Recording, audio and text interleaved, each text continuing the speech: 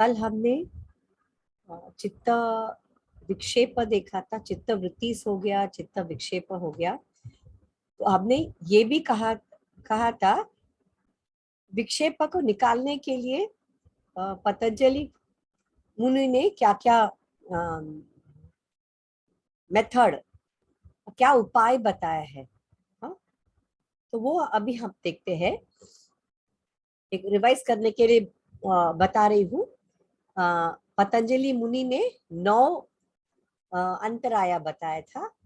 व्याधि, स्थान, संशय, प्रमाद, आलस्य, अविरति, भ्रांति दर्शन, अलब्ध भूमिकत्व, अनवस्थिति, ये 9 अंतराय बताए हैं। उन्होंने ये भी कहा है जहां पे ये 9 अंतराया है उसके साथ साथ सहभुवः भी होगा, विक्षेप सहभुवः यानी उपविक्षेप भी उसके साथ होगा, ये भी बताया था उन्होंने।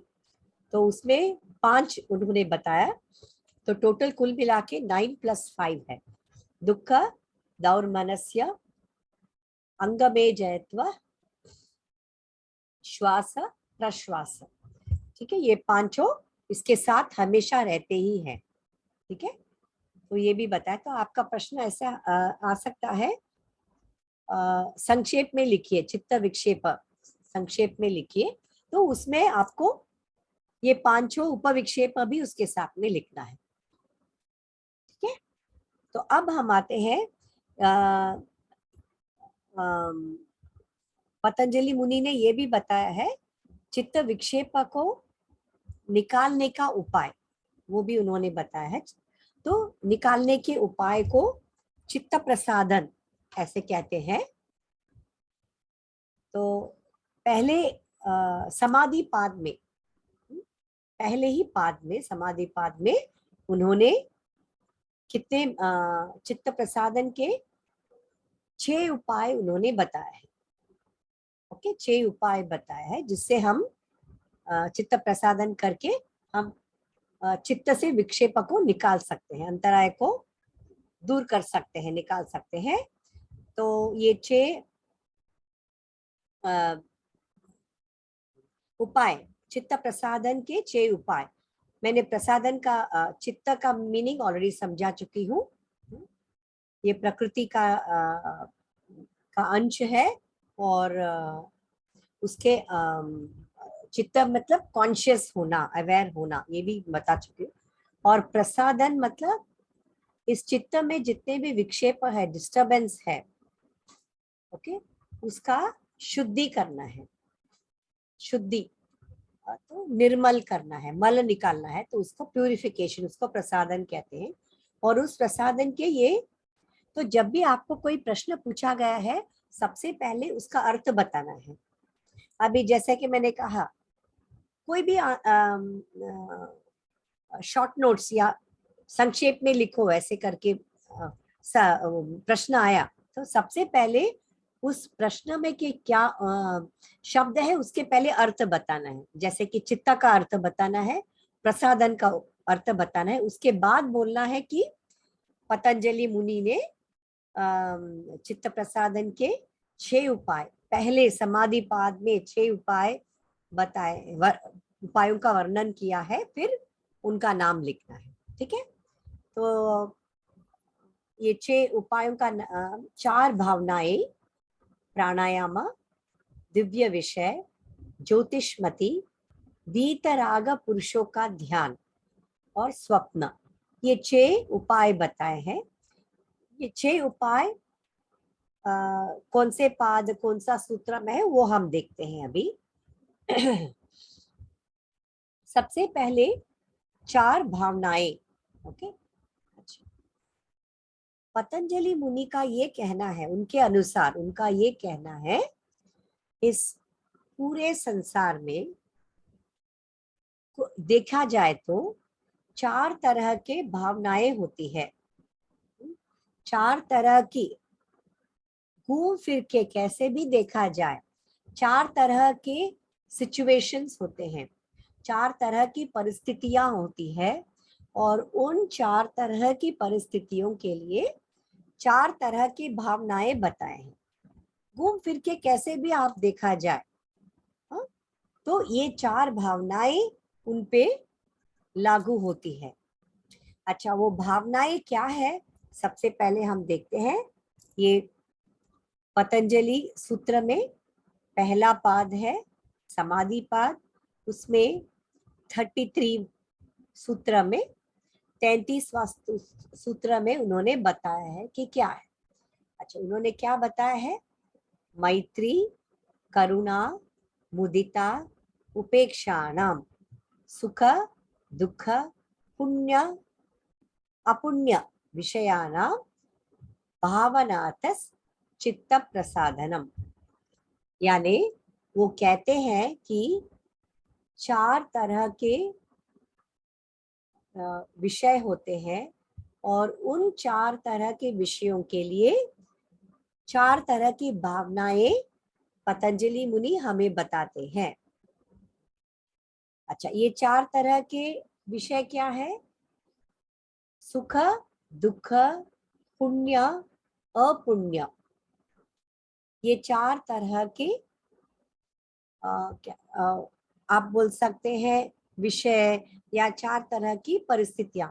इस भौतिक संसार में ये 4 तरह की ही परिस्थितियां होते हैं और उनके तरफ हमारी क्या भावना होनी चाहिए वो बताते हैं।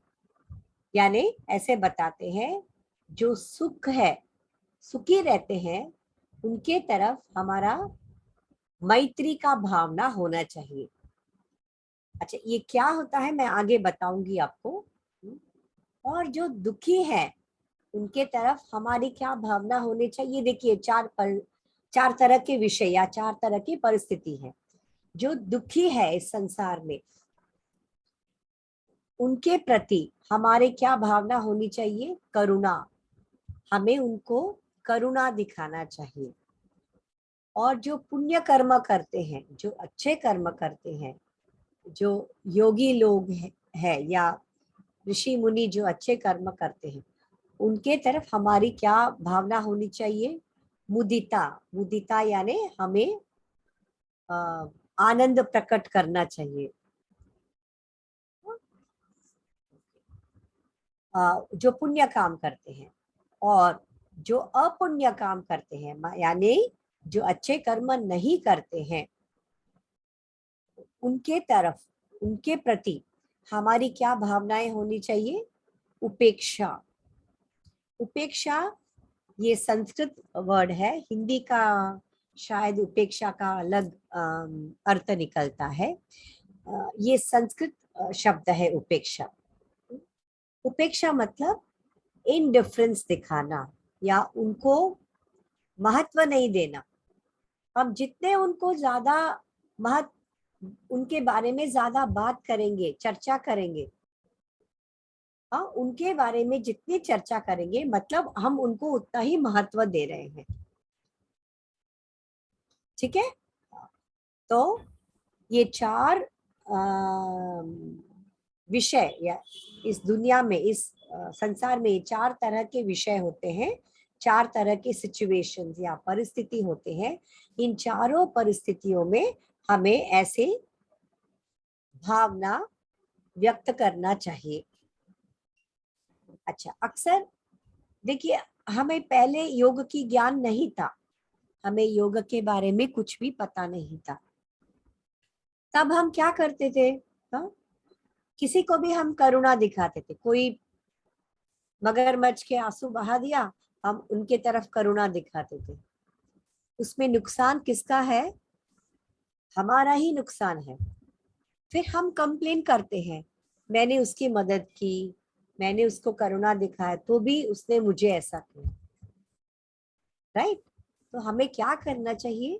पहले सिचुएशन को स्टडी करना चाहिए, अच्छी तरह से स्टडी करके फिर हमें खुद को पहले जज करना चाहिए, ये किस में आता है? ये सुखी इसमें आता है या दुख इसमें आता है? क्या ये इंसान पुण्य करने वाला है या वो इंसान अपुण्य करने वाला में से है? हमें खुद को स्टडी करना चाहिए, फिर ये भावना दिखाना चाहिए।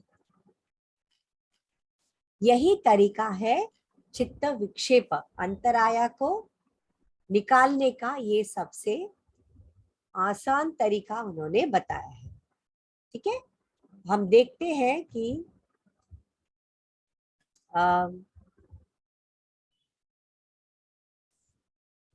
हम पहले देखते हैं कि ये 4 भावनाएं क्या होती है। मैत्री, तो सबसे पहले मैत्री भावना किसके तरफ दिखाना चाहिए? जो हमेशा सुखी रहते हैं या बहुत हैप्पी रहते हैं, खुश रहते हैं, उनके तरफ हमें मैत्री का भावना दिखाना चाहिए। फ्रेंडशिप का हाथ बढ़ाना चाहिए, मैत्री का हाथ बढ़ाना चाहिए उनके प्रति, ऐसे लोगों के प्रति। ठीक है, फिर हम क्या करते हैं, अब दुखी लोगों को करुणा दिखाने के बजाय उनके साथ हम मैत्री करते हैं।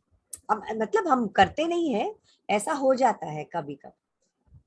तो फिर क्या अर्थ निकलता है, हम जिसके साथ मैत्री करेंगे हम भी उनके जैसे ही हम बन जाते हैं। एक कहावत है ना, आप बताइए आपके दोस्त कौन है, फिर मैं आपके बारे में बताऊंगा, है ना। तो पतंजलि ने क्या कहा है वो हमें ध्यान से सुनना है और फॉलो करना है। हम सिर्फ किसके तरफ मैत्री दिखाना चाहिए? जो सुखी रहते हैं, जो सुखी रहते हैं। हम आसपास देखिए, बहुत से लोग आपको मिलेंगे जिनको मनचाहा चीज मिला नहीं मिला, सुखी रहते हैं, एकदम सुखी रहते हैं। वो कहते हैं मिलता है तो ठीक है, अगर नहीं मिलता है तो भी ठीक है, हम मुझे बाद में मिल जाएगा, ऐसे लोग रहते हैं। ऐसे लोगों के साथ हमें मैत्री करना चाहिए। हम क्या करते हैं, हम नहीं, अक्सर क्या हो जाता है, कोई हमसे आगे निकल गया, अब क्या कर, कभी कभी मन में ईर्ष्या की भावना आ जाता है, तो वहीं से हमारा पतन शुरू होता है। हमेशा सोचते हैं मैं भी उतना ही मेहनत करता हूँ, मैं भी उतना ही, फिर क्यों मेरे साथ ऐसा हो रहा है? इसका मतलब है हमारे मन में ईर्ष्या है किसी और के प्रति, इसीलिए हम ऐसा बात करते हैं। उनके साथ मैत्री करेंगे तो हम भी खुश रहेंगे। ओके, दूसरी भावना है करुणा। अभी करुणा हम किसके तरफ दिखाना चाहिए? जो बहुत दुखी है, दीन दुखी है, जिनका कोई सहारा नहीं है, जो बीमार है, ऐसे लोग दुखी होते हैं, तो उनके तरफ हमें करुणा दिखाना चाहिए। आपने बहुत देखा होगा, जैसे कैंसर के लिए बहुत बड़ा हॉस्पिटल और इंस्टीट्यूशंस है, और लोग वहां जाके अपना सेवा देते हैं। मैंने खुद एक बार ऐसे किया था, जब मैं पूना में रहती थी बहुत साल पहले। हमारे घर के पास ही एक कैंसर का इंस्टीट्यूशन था। वहां पे कैसे लोग आते थे, ऑफ कोर्स तब मुझे योगा का ज्ञान नहीं था, मैं घर के पास में था इसीलिए मैं चली गई। वहां के कैंसर के लास्ट स्टेज में वहां आते थे, जहाँ कोई उम्मीद ही नहीं है बचने का, तब वहां आते हैं। तो तब हम क्या करते थे, कोई कॉमेडी शोज करता था, तो मैं उनको हंसाने के लिए, मतलब हर एक के पसंद के ऊपर, किसी किसी को भगवत गीता का बहुत शौक था, तो मैं वहां जाके उनको भगवत गीता पढ़ के सुनाती थी, पढ़ के सुनाती थी, बस सिंपल, उसी में वो खुश हो जाते थे। किसी को भजन सुनना था तो उनको भजन हम सुनाते थे, ऐसे। तो जो दुखी है उनके प्रति हमें करुणा का भाव दिखाना चाहिए। बेस्ट एग्जाम्पल है, देखिए ना, बहुत सारे लोग हैं, पहले मदर तेरेसा हुआ करती थी, कोलकाता में उनका एक बड़ी संस्था है, तो वहां पे वो खुद वो यहाँ की नागरिक नहीं है, चेकोस्लोवाकिया की नागरिक है। वो यहाँ आके जिनको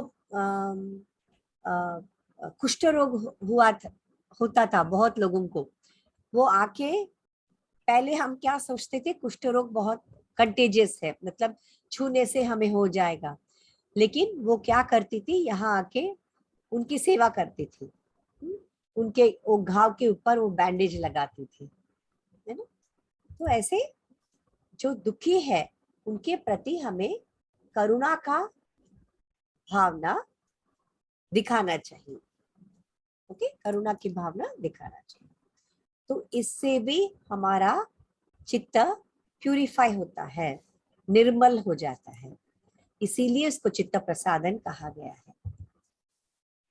ओके, मुदिता, मुदिता मतलब जॉय, प्रसन्न, प्रसन्न होना। ठीक है, अब कोई अच्छा कार्य कर रहा है, अच्छा कार्य या कोई पुण्य कर्म कर रहा है, तब उसे देख के हमें प्रसन्न होना चाहिए और उनकी प्रशंसा करनी चाहिए। जैसे कि अभी अंबानी है, अंबानी के बारे में सबने सुना होगा ना, मुकेश अंबानी, धीरूभाई अंबानी।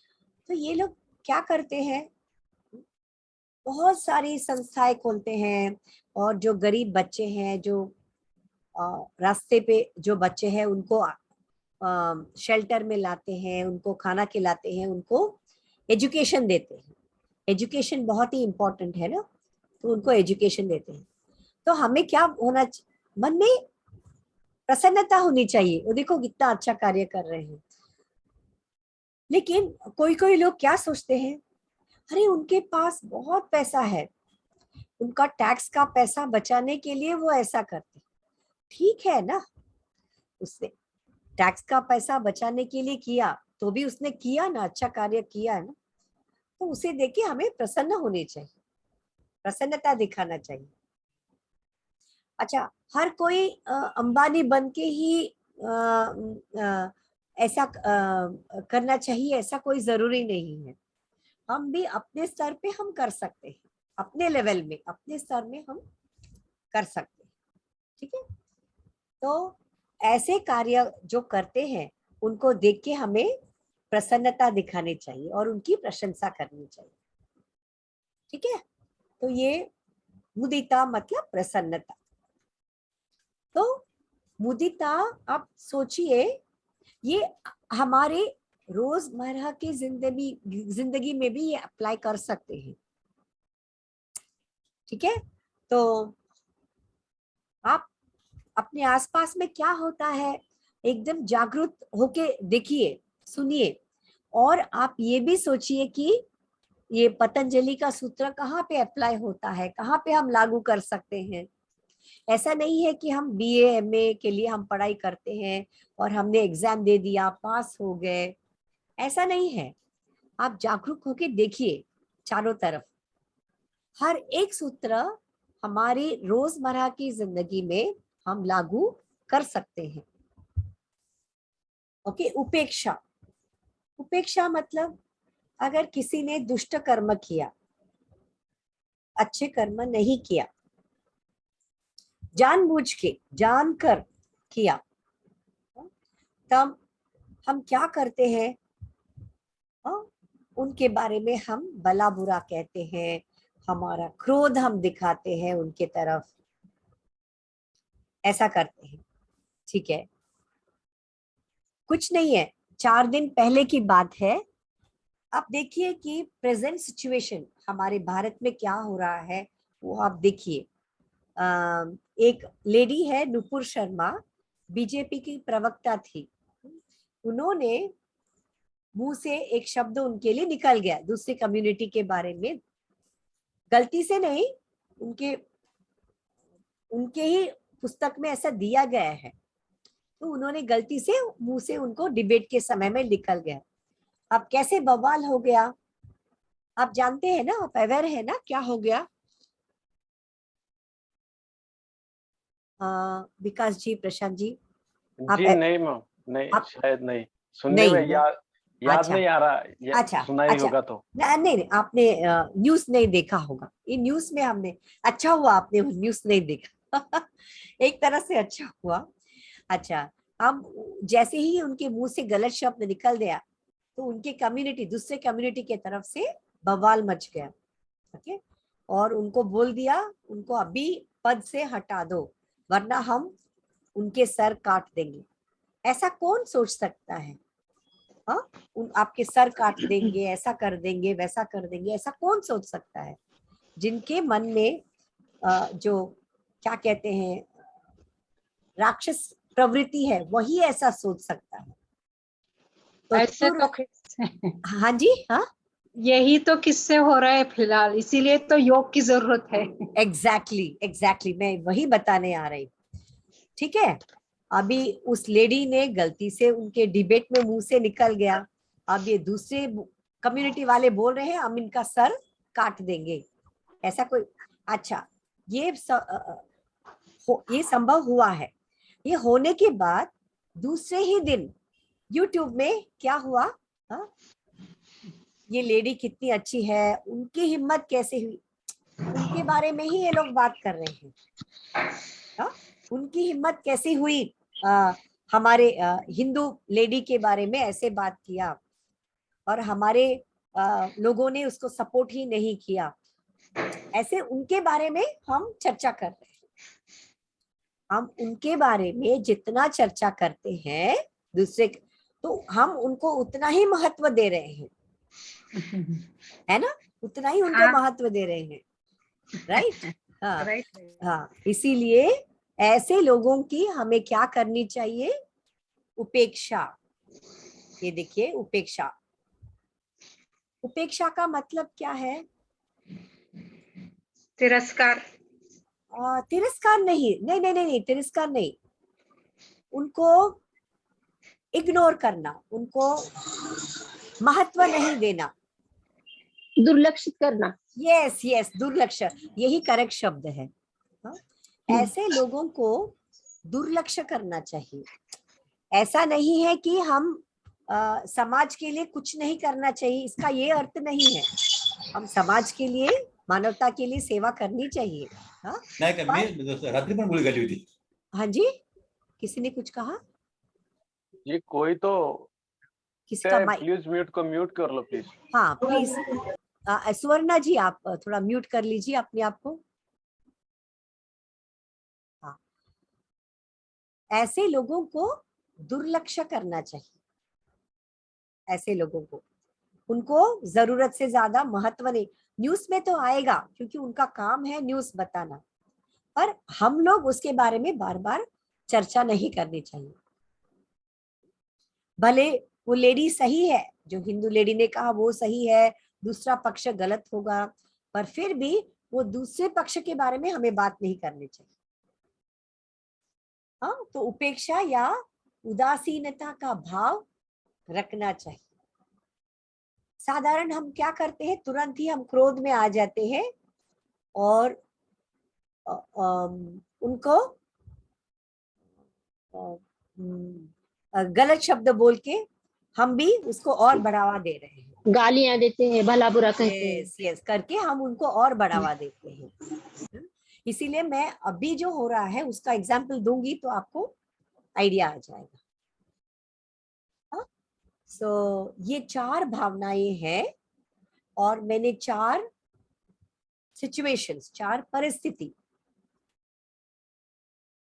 अच्छा, अब वो हिंदू लेडी के प्रति क्या करना चाहिए आप बताइए? वो हिंदू लेडी अभी बिना बात के वो फंस गई। हाँ, अभी उसके तरफ क्या करना चाहिए? करुणा दिखानी चाहिए। वो दुखी है, उसके तरफ करुणा दिखाना चाहिए, और जो दूसरे पक्ष है, जो भला बुरा कहते हैं, उनके तरफ उपेक्षा दिखाना चाहिए। तब हमारा क्या बोलते हैं, चित्त प्रसादन होगा। ठीक है, तब हमारा चित्त प्रसादन होगा, चित्त शुद्धि होगा हमारा। ठीक है, ये 4 भावनाएं हैं। ठीक है, तो जैसे सुखी जनों में मैं सुखी हूँ, जो सुखी है उनके साथ मैं भी सुखी हूँ। ईर्ष्या की भावना दिखाने से अच्छा मैं सुखी हूँ ऐसे समझकर उनके साथ प्रेम करे, प्रेम से रहे, ना कि ईर्ष्या के भावना दिखाए। ओके। और दुखियों को देखकर उनके दुख को निवृत्ति कैसे करना है, ऐसे हमें सोचना है। तो ऐसे सोचेंगे तो हमारे मन में दया की भावना आएगी, जागेगी। तो दया ही करे, ना ही उनको तिरस्कार नहीं करनी चाहिए। ठीक है। और पुण्य आत्माओं में उनके पुण्य की बड़ाई करना चाहिए।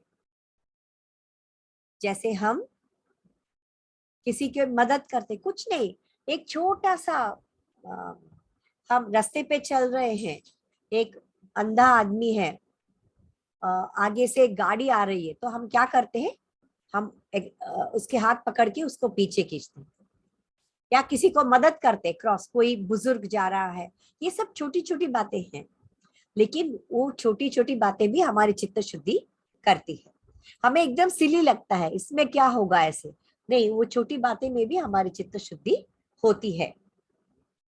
और जो पाप करते हैं, पापियों में उदासीनता व उपेक्षा धारण करे, उनके पाप में सम्मति प्रकट ना करे, उनसे द्वेष ना करे।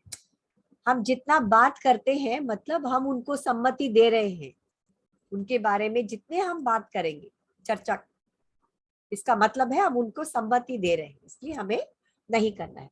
जब इस प्रकार मैत्री आदि ऐसे 4 भावनाएं करने से चित्त प्रसन्न व निर्मल होता है, तब इससे समाधि के तरफ हमें ले जाता है। इसीलिए ये चित्त प्रसादन बहुत ही इंपॉर्टेंट है, बहुत ही मुख्य है। इनके होने पर समाधि प्राप्त नहीं की जा सकती, क्योंकि चित्त मल है, विघ्न है, मल है और विघ्न है। जब तक ये है हमें समाधि प्राप्त नहीं। और योगा में शुरू शुरू में पतंजलि ऋषि ने क्या कहा है, योगः चित्त वृत्ति निरोधः। चित्त वृत्तियों का निरोध कब होगा, हम चित्त से ये मल विघ्न को निकालेंगे, विक्षेप को निकालेंगे, तभी हम वृत्तियों को निकाल सकते हैं। ओके, ये 4 भावनाएं हैं। अब दूसरा मेथड, दूसरा उपाय क्या बताया है उन्होंने, और ये सूत्र नंबर को प्लीज याद रखिए। हाँ, प्राणायाम, दूसरा मेथड है प्राणायाम। अच्छा, ये प्राणायाम मतलब क्या, जैसे हम नाड़ी शुद्धि प्राणायाम करते हैं, भ्रामरी प्राणायाम करते हैं, ऐसा है क्या? नहीं, ऐसा नहीं है, क्योंकि ये दूसरी सदी में लिखा गया है, तभी इन सब प्राणायाम था ही नहीं तब।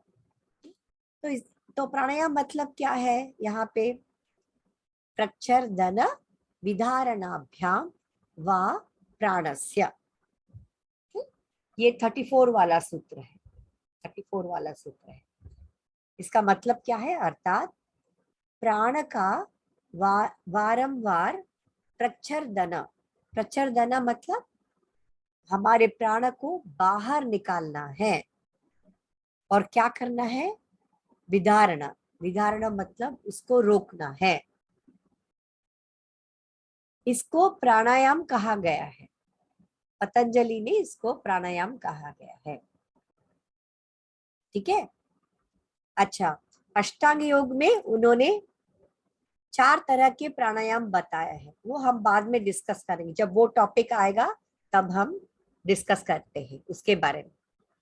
अच्छा, उन्होंने 4 तरह के प्राणायाम बताए हैं। एक है अंतर कुंभक, दूसरा है बहिर कुंभक, और तीसरा है उसको रोक के रखना, और चौथा है ये तीनों से परे अपने आप का कुंभक हो जाना। ओके, अपने आप ही वो, ना हम सांस लेते हैं ना हम छोड़ते हैं, तो भी वो अपने आप कुंभक हो जाता है। पतंजलि मुनि ने साधन पाद में, अष्टांग योग में ये 4 तरह के प्राणायाम बताए हैं। अच्छा, यहाँ पे उन्होंने कौन सा वाला प्राणायाम बोला है? प्रच्चरदन, पहले सांस को बाहर निकालो, ऐसे ऐसे निकालो, फिर निकालने के बाद में उस सांस को रोक के रखना है। इससे भी चित्त शुद्धि होता है, चित्त प्रसादन होता है, चित्त निर्मल होता है। ठीक है, तो हम तुरंत सोचेंगे, ऐसे जोर से निकालना है ना, ऐसे करके अब बंद करते हैं, तो हम सोचेंगे कि ये तो कपालभाति जैसा दिखता है, ऐसा हम सोचेंगे, लेकिन ये कपालभाति नहीं है।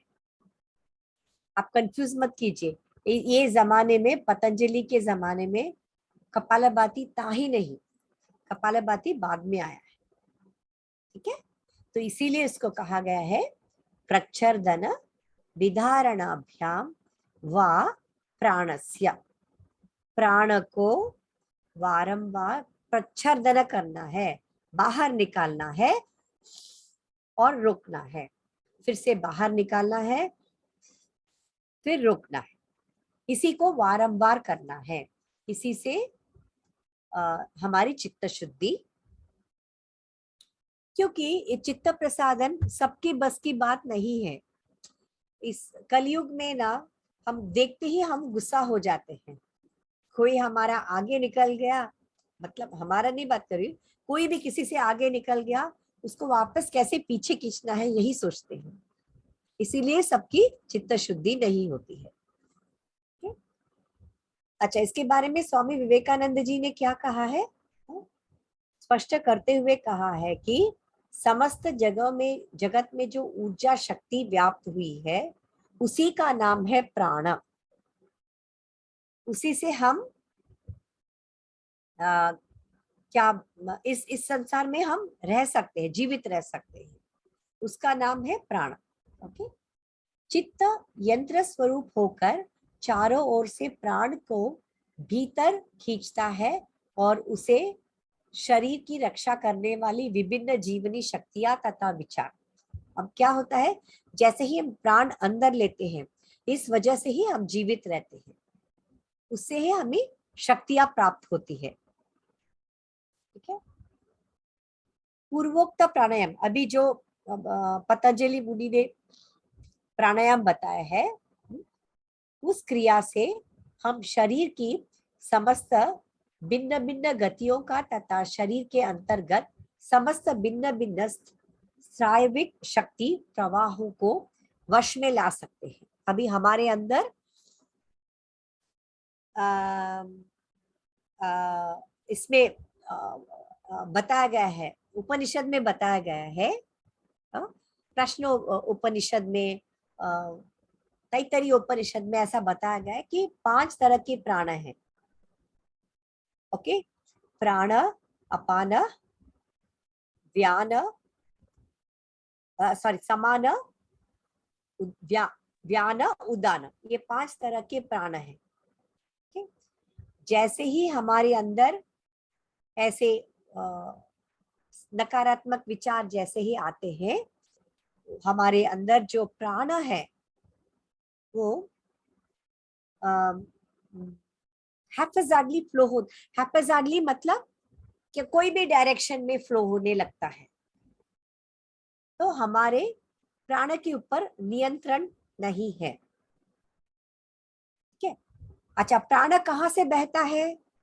आपने नाड़ी शब्द सुना है?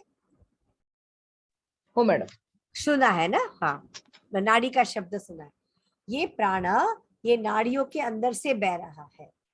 जब भी कोई भी नकारात्मक विचार हमारे अंदर आता है, ये प्राण डिस्टर्ब होता है और कोई भी डायरेक्शन में वो बहने लगता है।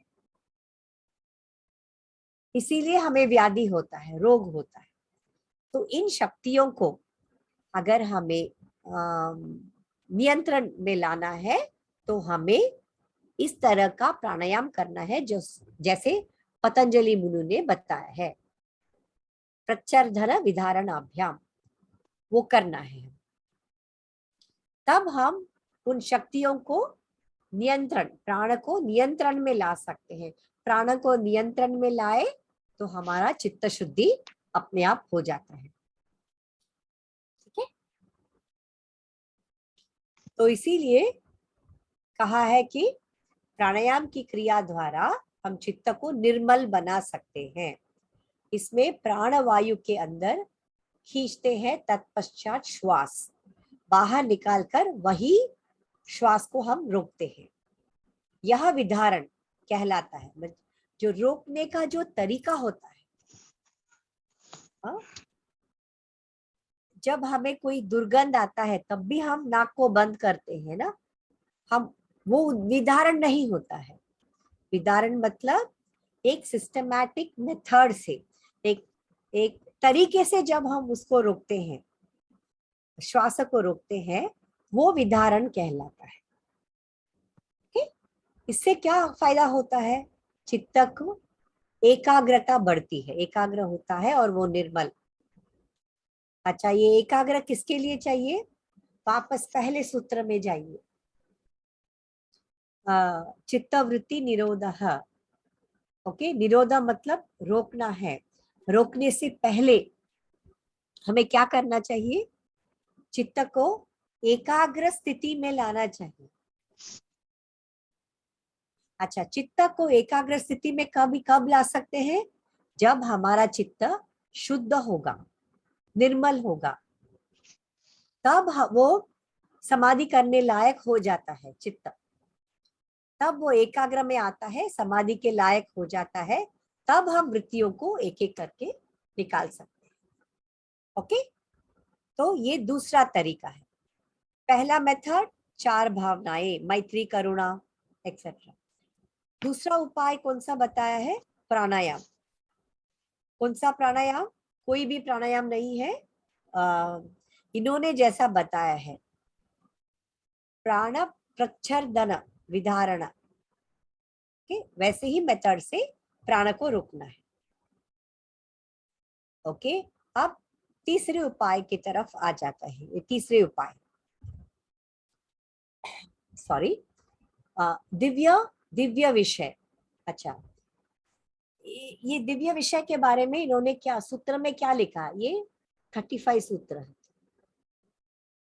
विषयवती वा प्रवृत्तिर उत्पन्ना मनसः स्थिति निबंधिनी। ये पहले ही पाद में, समाधि पाद के 35 वाला सूत्र है। उसमें उन्होंने इसके बारे में, दिव्य विषय के बारे में उन्होंने बताया है। अच्छा, विषयवती प्रवृत्ति उत्पन्न, इसमें इसका अर्थ क्या है? जब हम ध्यान का अभ्यास करते हैं तब हमें हमारे चित्त को कोई भी दिव्य विषय के ऊपर बांध देना चाहिए। ओके, कोई भी एक दिव्य विषय के ऊपर हमें बांध देना चाहिए। उसके ऊपर हम एकाग्र करने का, धारणा करना चाहिए, एकाग्र करना चाहिए उसके ऊपर।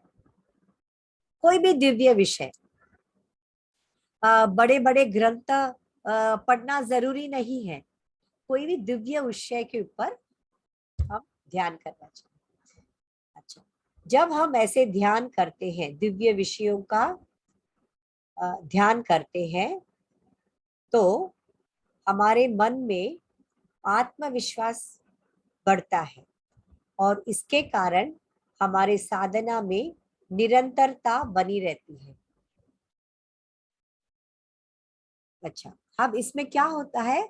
जब हम दिव्य विषय के बारे में सोचते हैं, कोई भी देव के बारे में या हम किसी मंत्र के बारे में, कोई भी दिव्य विषय के बारे में ले लीजिए, हमारे मन में निरंतरता आती है। मतलब कल भी मुझे ये साधना करना है, कल भी मुझे साधना करना है, कि हम निरंतर उसकी हम साधना करेंगे। okay? वह साधना करने से भी हमारा चित्त शुद्ध होता है। ओके, चित्त प्रसादन होता है इससे भी। दिव्य विषय के अगर इस बारे में सोचेंगे तो अच्छा, अब स्वामी विवेकानंद ने इसके बारे में क्या कहा? अगर नासाग्र, नासाग्र मतलब ये टिप ऑफ द नोज, हाँ, में धारणा करने पर श्वास वायु में ही जो एक प्रकार का अभूतपूर्ण सुगंध अनुभव होता है, जैसे कि हम यहाँ पे धारणा करते हैं, हमें दिव्य गंध महसूस होता है। जैसे किसी ने अगरबत्ती जलाया हो तो कैसे हमें अच्छे गंध आता है, वैसे हमें दिव्य गंध, ये इंद्रिय है ना, ये इंद्रिय के ऊपर हमने एकाग्र किया तो हमें ऐसे होगा। वैसे हम कोई भी ज्ञान इंद्रिय ले सकते हैं, जैसे जिह्वा, जिह्वा के ऊपर हमने धारणा किया तो हमें क्या मिलेगा? हमें दिव्य टेस्ट का अनुभव मिलेगा, जो हम एक्सप्लेन नहीं कर सकते। दिव्य जैसे अमृत कहते हैं, उसे हम बोल नहीं सकते, वैसे हमें अनुभव होगा। ऐसे सारे ज्ञानेंद्रियों से ऐसे अलग अलग हमें धारणा करने से, इसी को कहते हैं दिव्य विषय। दिव्य विषय पर धारणा करने से हमें दिव्य अनुभव मिलता है। तो हमें, हमारे मन में आता है कि यही साधना हम निरंतर करें, पर वो करने का एक मेथड होता है, वो गुरु के अंडर में हमें करना चाहिए, गुरु से पूछ के, गुरु के गाइडेंस में हमें करना चाहिए। ओके, अगर चित्त अस्थिर है, इस योग की कुछ साधना का अवलंबन करना चाहे और फिर भी उनकी सच्चाई में संदिग्ध चित्त हो, तो कुछ दिन साधना करने के बाद ये सब अनुभूतियां होने पर फिर उसे संदेह नहीं रहेगा। शुरू शुरू में संदेह होता है। क्यों संदेह होता है? क्योंकि हमारे चित्त के अंदर सत्व नहीं है, सत्व नहीं है, सिर्फ तमस और रजस ही है। तो क्या करना चाहिए? उस रजस और तमस को थोड़ा सा दुर्लक्ष्य करके रोज वही साधना निरंतर करने से हमें, हमारे मन में जितने संदेह है वो निकल जाता है। इसीलिए महर्षि पतंजलि ने प्राणों का नियंत्रण अर्थात प्राणायाम द्वारा चित्त प्रसादन, इसीलिए उन्होंने पहले बताया कि पहले तुम प्राणायाम करके चित्त का प्रसादन करो, चित्त प्रसादन करना चाहिए। ओके, वो करके हम दिव्य विषयों के ऊपर हम ध्यान लगाएंगे तो हमें इजी होगा, थोड़ा सा इजी होगा। ओके, अब फोर्थ मेथड है। मैडम, हाँ जी, मैडम, हाँ जी, वो जीवा के स्थान पर ध्यान केंद्रित करने से ये बताइए ना और एक बार, जीवा के स्थान पर क्या हो, जिह्वा के बेनिफिट्स। स्थान पर हम ध्यान लगाएंगे, यानी धारणा करेंगे। हाँ, धारणा करने से हमें दिव्य टेस्ट की अनुभूति होगी। दिव्य यानी अमृत या अद्भुत, अद्भुत। यस, अद्भुत अमृत की टेस्ट की हमें अनुभूति होगी। पर ये आसान नहीं है, हमें निरंतर करते रहना पड़ता है अभ्यास, उसी का अभ्यास हमें निरंतर एक गुरु के गाइडेंस के अंडर हमें करना पड़ता है। तो ये हम ऐसा करेंगे तो दिव्य, लेकिन ये भी स्वामी विवेकानंद जी बताते हैं कि दिव्य विषयों पे ऊपर धारणा करने से पहले हमें प्राणायाम करना चाहिए। प्राणायाम मतलब कौन सा प्राणायाम? जैसे पतंजलि ने, महर्षि ने बताया है वैसा प्राणायाम, प्रच्छर्दन विधारणाम। अगर वो करके दिव्य विषयों पर हम धारणा करेंगे तो हमें आसान होगी, आगे चित्त प्रसादन करने में और आसानी हो जाएगी। ओके, अब हम ज्योतिषमती, अच्छा ये क्या कौन सा तरीका है हम देख लेते हैं। उसके लिए कौन सा सूत्र बताया है, 36 सूत्र समाधिपाद, ओके, विशोका व ज्योतिषमती, अथवा इसके अतिरिक्त शोक रहित ज्योतिषमती यानी प्रकाश वाला वृत्ति मन को स्थिर करने वाली होती है। विषयवती प्रवृत्ति की भांति विषयों का वृत्ति में हृत पद्म में मन को हृदय में मन को स्थिर किया जाता है। अब यहाँ पे ये देखिए, यह विषयवती तथा अस्मिता मात्र, इन्हें ज्योतिषमती कहा जाता है। इनके द्वारा योगी का चित्त स्थिति पद प्राप्त करता है। ओके, सभी कारणों में या शरीर में फैले हुए अभिमान का केंद्र हृदय है। ओके, हृदय देश को लक्ष्य कर, हृदय के ऊपर हमें एक ज्योति को विजुअलाइज करना चाहिए। ओके, स्थिर लक्ष्य कर, सर्व शरीर का स्थिर कर, सर्व शरीर पर व्याप्त उस स्थिरता के बोध या प्रकाश भाव की भावना करनी पड़ती है। हमारे हृदय में एक ज्योति है ऐसे समझ के उसके ऊपर हमें ध्यान करना है। ठीक है, अभी विशोक, शोक का मतलब दुख, दुखी होना है ना। शोक को दुखी कहते हैं ना, दुख कहते हैं, राइट। पर विशोक क्या कहते हैं, जब योगी उसमें बुद्धि विषयक संयम करता है तब वह सात्विक ज्योति स्वरूप आकाश तुल्य बसता हुआ चित्त कभी सूर्य, कभी चंद्र, कभी नक्षत्र, कभी मणिप्रभा आदि रूप की आकृति वाला प्रतीत होता है। ठीक है, हमारे हृदय के अंदर इसके बारे में हमें सोचना चाहिए।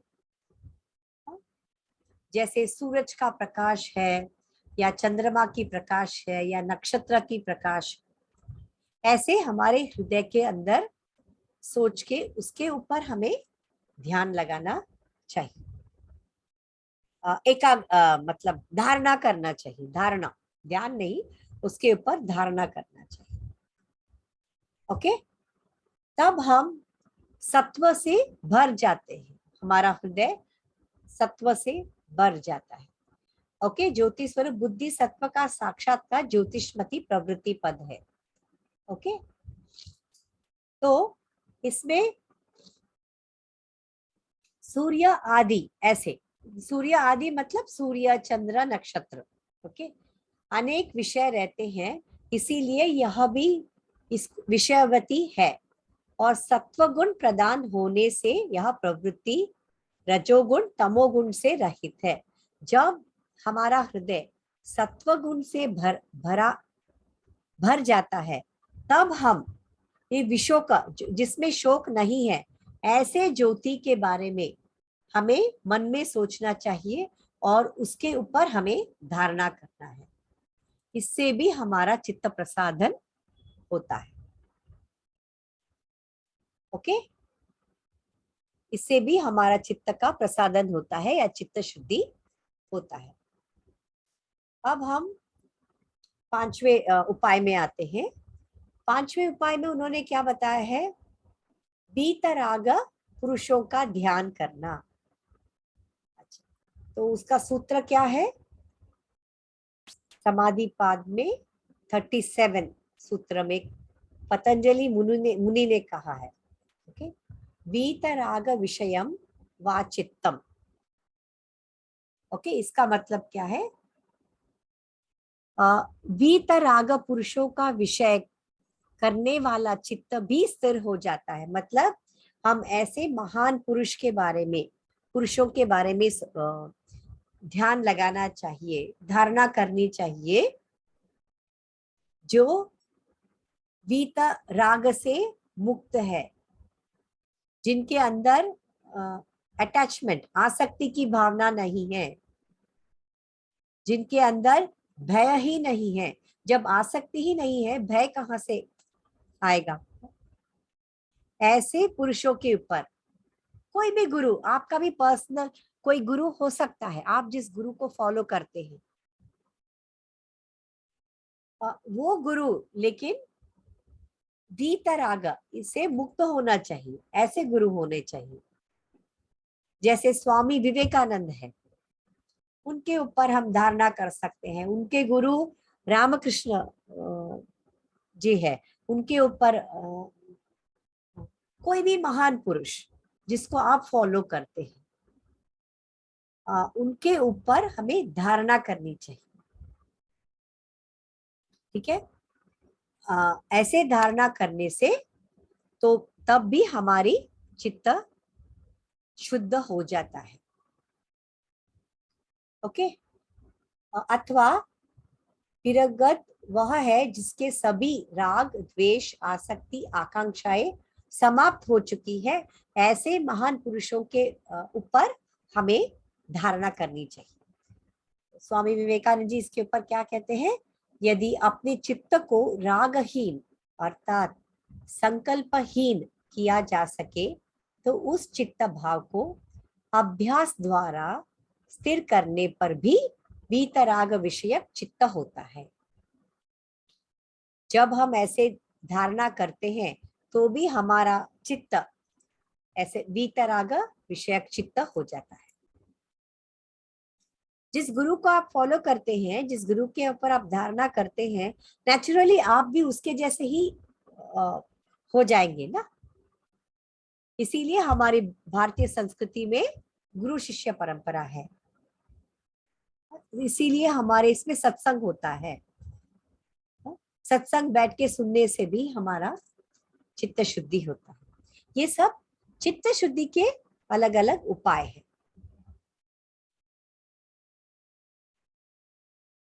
ओके, तो वीतराग पुरुषों का ध्यान ये अब हो चुका है। ये मैंने अभी अभी एक्सप्लेन किया ना, वीतराग विषयम वा चित्तम। हाँ ऐसे, मैडम। हाँ, ऐसे पुरुषों के ऊपर हमें धारणा करनी चाहिए, ध्यान। ध्यान। अभी 6th छठा जो उपाय उन्होंने बताया है वो है स्वप्न। ओके, स्वप्न उसका 38 सूत्र है, समाधिपाद का 38 वाला सूत्र है।